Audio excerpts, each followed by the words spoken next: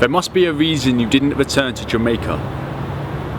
Must be a reason you only let your children visit the island, where their accents pronounced money, where their light skin absorbed British-born privilege and returned them to London with darker alien faces, never feeling more English.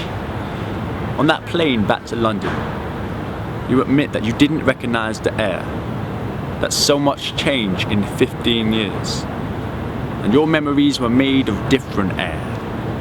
And we were 14,000 feet the first time you looked down on Jamaica and saw the country you kept in photographs change when your English improved.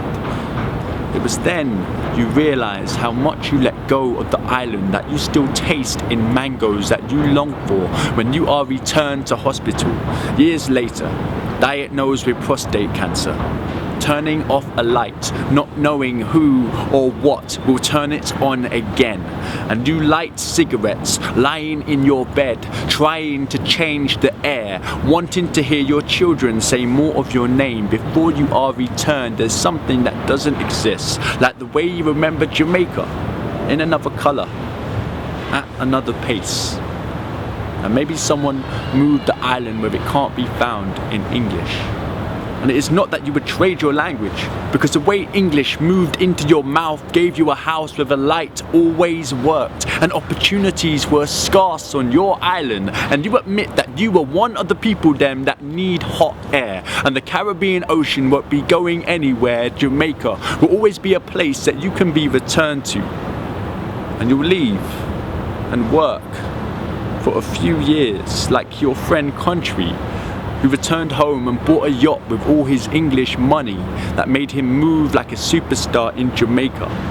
And you weren't afraid of the work, but you had never been cold in daylight. And it was the main warning you received, that nothing will prepare you for the air when you leave life on this island. And you laughed and said, "You're not worried. England is just another island, and you'll be sure you're not returned in a block of ice.